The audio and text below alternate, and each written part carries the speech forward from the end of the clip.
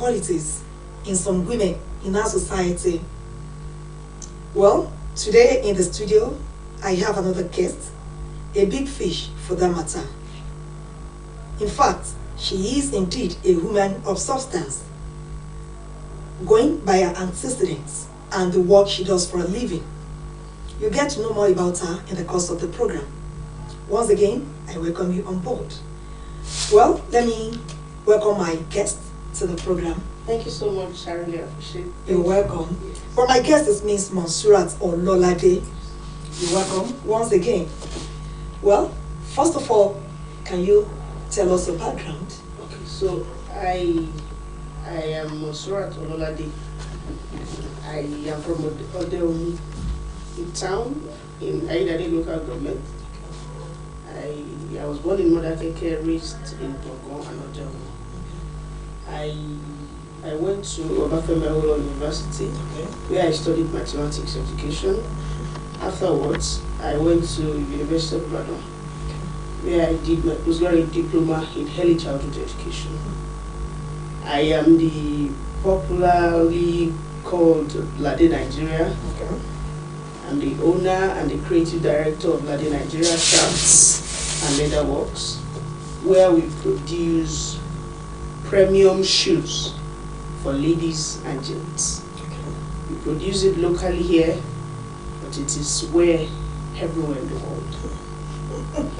That's beautiful. That's awesome. Well, you said you read mathematics at the Obafemi Awolowo University. Yes. Yes. But you chose to be a cobbler. Yes. Well, if I may ask, why did you choose your profession? Wait, being conscious of public mentality, that there are some jobs that are meant for men. That women dare no. Okay, so do it. Okay, for me, my parents gave birth to all girls. Okay, all girls. All girls. So my father raised us like a male child. So at first, no job. I don't get scared of anything. Okay. That if something is meant for men, it's not a barrier to me. Okay. So that's not even the problem. So the point here is, after school, we thought of, okay, so we can't get jobs. Of course, I've never searched for a job anywhere. Okay. I've always thought I would do something on my own, but I never knew it could be shoes. Because at first I did rice business. Okay. So I couldn't do it for more than a year. So while I was doing that, first my shop is at Alekuweru in Oshogo here. So I wasn't impressed with the set of people I am really with. If I can be this young, went to school, so I think that there should be another thing I can do. I can have a legacy that people can get to know me. So and that was when the idea of shoe came in. So, education is indeed part of me. So when the idea came, I took my time to do a feasibility study. I researched on how fast, how sellable it is in Nigeria. Around here we are used to those roadside shoemakers. So, and I want to be distinct while doing it. So that was when I deduced that. I saw that the rate at which Nigerians are spending money on importing shoes in Nigeria is so huge. So if I and the others that are doing it can learn it really, it means that we can block that hole. And as I speak with you today, with the standard, with the quality of shoes that we are doing, I can say that at least 80% of Nigerians, especially those in Oshogo here, are comfortable with locally made shoes. So I think that is it.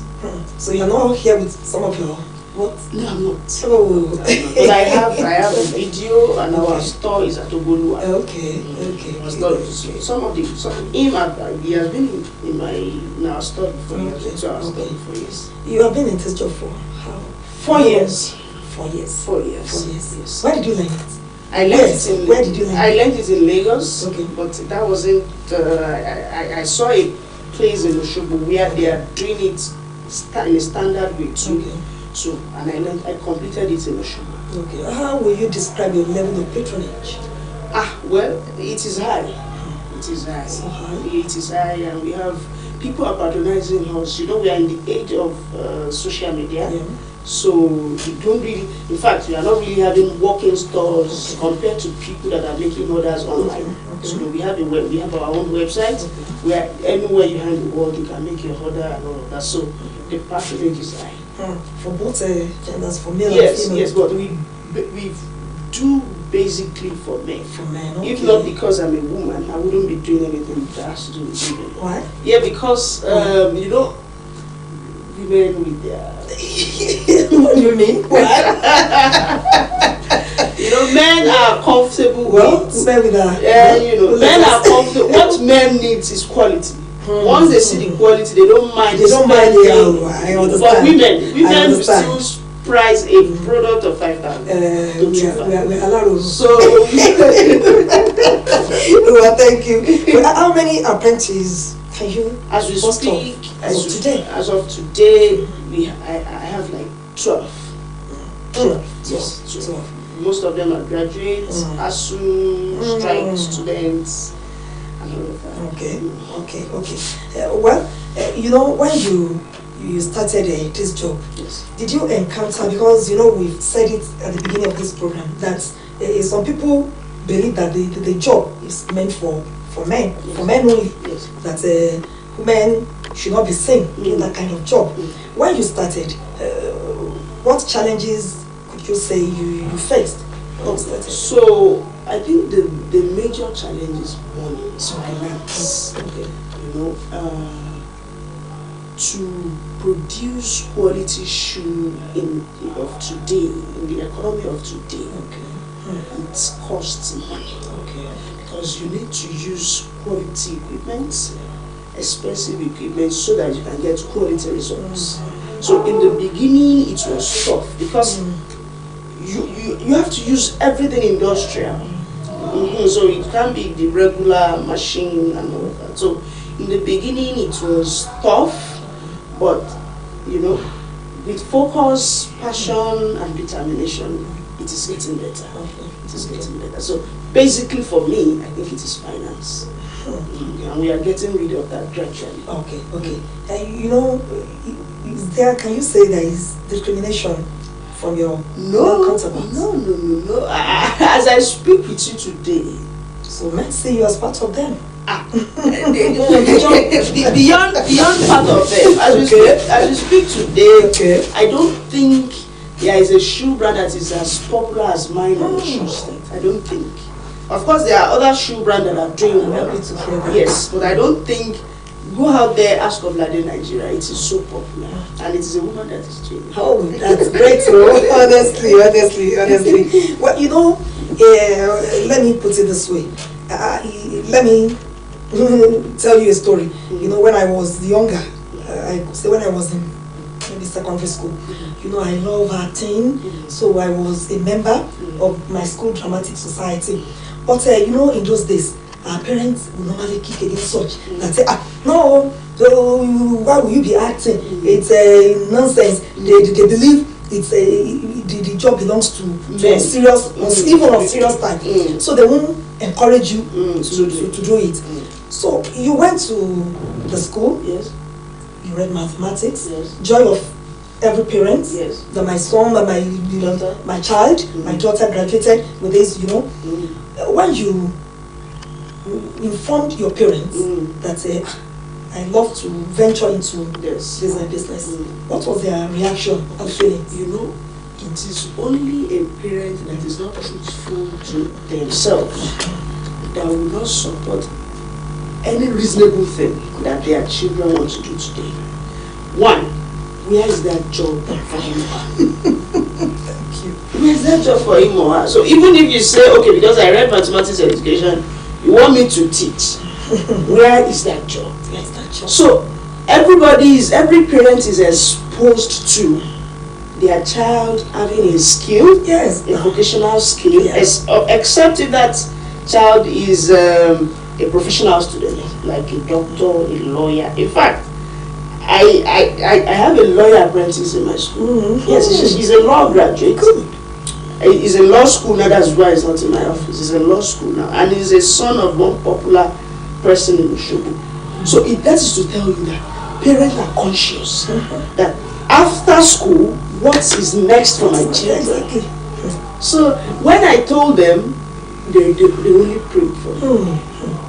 May God support you. And I am sure they are even saying it. With this shoe business, this shoe making that I am doing, I have pronounced and protected their name. I've spoken to a governor before. I have spoken with big names in town. Big names are on my phone. They want to patronize me. They want to know me. So they are happy. They are so happy. So that's it. Well, since you started the job, what can you say it's your maybe the most interesting that since I started this job, there is a particular thing I can point to that interests me most? Okay, that was there I spoke to the governor. Which state? Osun State. Which governor? Last year International Youth Day. Okay. So I was at the hall where it was a panel session. Okay. The governor was on the podium. So in fact I wasn't prepared. The Commissioner for Youth and Sports just said, I have to talk to the governor here.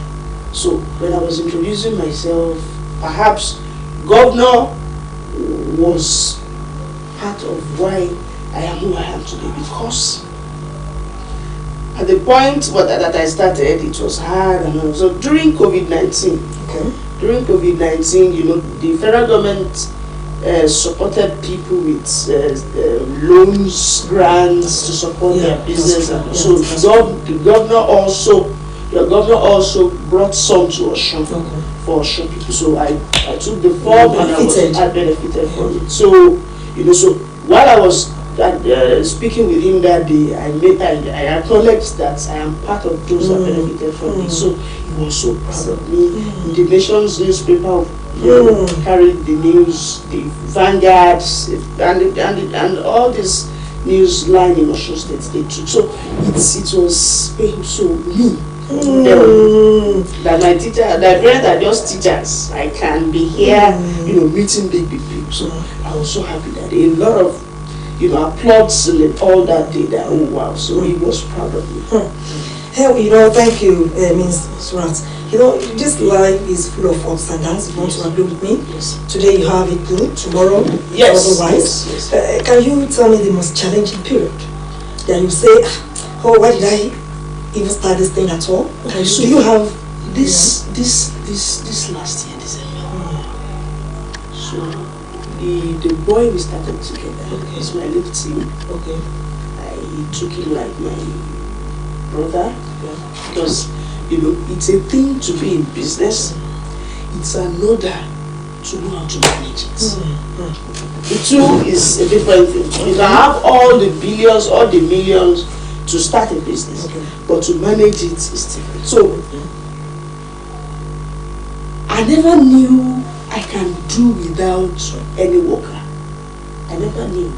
I thought I should be worshiping them so that they will not think of living. So I never knew that worshiping them is giving them strength to see themselves. So it's been important. So last year December, it misbehaved to the level that we couldn't do more as we used to do on production. So to the level that I have high pressure. Good. So I think that's a challenging part, the most challenging part yet. So I think that's, but now. So but luckily, yes, that should be now, but we don't know what tomorrow holds. So but luckily, during that period, there is somebody online. Okay. That man, that person saw my energy, my passion for what I'm doing, and the day Ogubi, the Accord was still in PDP then. The day Ogubi came to our store, that there's a young lady that is doing something in Oshogo. He came to my store, that day is another interesting. So because I almost faint because you come and see crowd in front of my complex. I'm not like, who am I? What are we doing? So even our store cannot occupy people that day. So that man, I posted it on my page after he came. So that man saw that now that you are becoming a star, let's start identifying with you. That was it's on my phone. I don't forget that. Okay. So this man is a man that is so exposed. So and he came closer. So he was the one that sat me down, gave me what they are teaching them in Lagos Business School, and tutored me on how to handle business. So you know what he did? He drove me to Lagos, source for people, because I can't do it alone. The business has expanded, so I cannot do it alone. We went to Lagos to source for people that are professionals and so as we speak today, I am now a boss in my business. Not like before that I used to worship my staff. So any staff that does something that I'm not comfortable with now, I should go. So the challenging part is that. We give glory to God. Challenges will come. Yes. We pray that anytime it comes, we will overcome. Yes. Another thing, you say, on this job, I know you must have recorded maybe 1, 2, 3 achievements. Yes. Can you briefly mention them? Well, people at home, well, I think the first achievement is that, to the glory of God, we've been shipping our products to anywhere in the world. Anywhere in the world? Anywhere in the world. We've been shipping. That's interesting. Yes. 2, we have our own website. As a person that owns the business, it has brought opportunities that are seemingly tough, that you'll be thinking, how can you achieve this? It has brought those opportunities nearer. That I can, my phone can just be ringing, and it can be those big names that you wonder how they get to you. We heard that you are doing well in the shoe state, we want to patronize you, we want to meet you, we want to. So, and to the glory of God, we've been able to employ at least 10 persons, 10 youths that they are smiling every month. What do you mean by that? Please explain. That they are working for us. You're paying them? Yes. Yes. Put them on? Yes. Yes. That's good. Of course, I can't do it alone. I have people that they are earning reasonable amount of money every month. So I think that's the greatest achievement. Very, very great. And that it's not only me that is benefiting. Honestly, others are benefiting too. And as a person too, the status quo has improved. At least we can feel comfortably. So that's it. Thank you. We've listened to the achievements, and something must have responsible for that. What has been the secrets? I want to know. I think the secret for our achievement, I think, is number 1, God. Good. Number 1, God. Because without Him, we can't do anything. Nothing. Number 1, God. Number 2, I think, is the energy for me. Energy for me. Because if you want to be frank with ourselves, it is not an easy thing. Yes. It's not easy. It's not. For us to have achieved all of that, it has been a journey with pains, a journey with sleepless nights, a journey with, hunger and all of that, staffing and all of that. So it has been God and the energy for me, yes. We can also see the passion you have for the job. Because if you don't have passion for it, I don't think that you can't be here. You can't be here. Commitment, dedication. Dedication. No, I have seen light in this, and it has to be a legacy for me. Honestly, anyway, in the lighter mood, you said you were Miss. Yes, I am. When are you getting married? So I'll be invited to your wedding. Inshallah, by the grace of God. Amen. Soon. Yes. This is the lucky guy. Well, I think he's still coming. Thank you so much.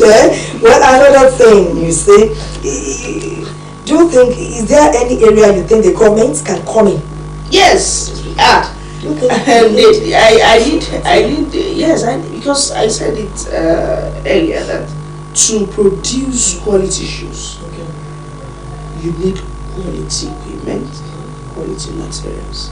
As I speak with you, if I see 20 million today, I won't think of kidding. What am I going to do with this? I have it on the list already. So we need support. We need financial support. We are not even talking of, if you see grants, we will accept it with joy, but we need, if the government can support us with loan, we are a serious business. If we can start on our own fully in late 2020, and to the glory of God, we can be where we are today. So we are a serious business. We need support. Yes. Well, I said the other time that parents don't like their children to venture into certain certain jobs. Yes. So what do you have to tell the parents? I mean, what advice do you have for the parents who may not wish their children to venture into shoemaking? Well, I think the advice because in our society, our parents love, everybody loves white collar jobs. I'm going to the office, I'm having this so amount in month. We all love white collar jobs. You see the narrative. And that era, I think, is gone. Yes, you see, the narrative is changing now. It's changing every day. Even those in the village are aware that the narrative is changing. Okay, so we could see how doctors, everybody is complaining that the government, so I think the only advice I would give to parents is, even from birth, even from any children that you give birth to, we need to start studying them. What do these children have passion for? It is from birth. Not every children can fly in mental jobs. There are some children who are good with practicals. Right. So if we could spot those attributes in our children, I think we should help them in fulfilling their full potentials. So it is high time we stop forcing our children to do what they don't want to be. But what is important is we should make sure it is reasonable. It is worthwhile in our society, because it is not everything. Why some people fail in their businesses is they do things that won't fly in their society. There are some businesses that if you start it here, you won't see anybody to patronize you. It is not because you have any spiritual problem. It is because it is not something anybody wants to use or want to buy. So I think that is important. Well, thank you. Time is no more on our side, but before we go on the program, what is a word of advice for the youth of today, especially the women folk? Okay, so I think what I would say to the women folks is, everybody wants to meet you, but what do you have to attract or sustain them? Yes, you have to offer. What do you have to offer? And in the moment of today, no man, I repeat, no man wants to marry a lazy person, a lazy girl. No man wants to marry a liability. Every single guy out there, they are looking for resourceful girls. So if you want to stay in a fruitful marriage beyond having babies, you need to have something doing.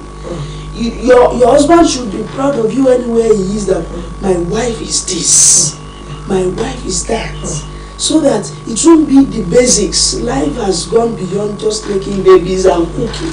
You too, you have to be useful to yourself, you have to be useful for your parents, you have to be useful for your siblings, and you have to be useful for the unborn children. So please, don't let any unserious boy deceive you. Those yahoo boys, they will soon they will soon suffer. So don't follow them. Don't let them tease you. Work for your life. Work for yourself. God, and may God bless all of you. So, thank you. It has been so wonderful the program today. Well, viewers at home, you've seen it all, and you've listened to my guest on the program today, Miss Monserrat Ololade. A woman like a man. Well, I want to appreciate your coming on the program today. It's nice having you. Well, our viewers at home, you've heard it all from her, especially the women folk, the younger ones out there who are just coming on board. You've listened to her words of advice for you. She said, if you want to be somebody in life, you need to be focused. You need to be dedicated, honestly, and because nobody wants a liability now. And I pray it won't be a liability to anybody. Well, once again, thank you. Well, this is where we are going to draw curtains on today's edition of your darling program, Women of Substance. My producer is Abiodun Olalere. My executive producer is Akiola Owolabi. Well, until next week, when we shall be coming your way on a fresh edition of this program, I remain yours sincerely, Moturayo Ayibayo, saying bye for now.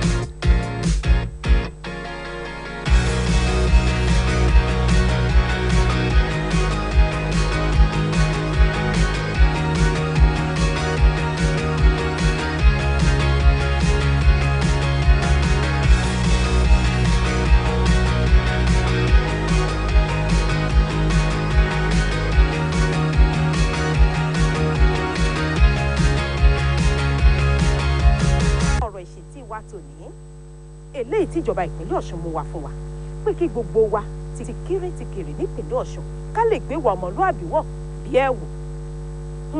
ọ̀rọ̀ ìṣítí wa tòní ẹ̀yin ọmọ iléèwé òun mà ló bá wí. gbogbo ọmọ iléèwé bẹ̀rẹ̀ láti alákọ̀ọ́bẹ̀rẹ̀ títí tó fi dé iléèwé gíga.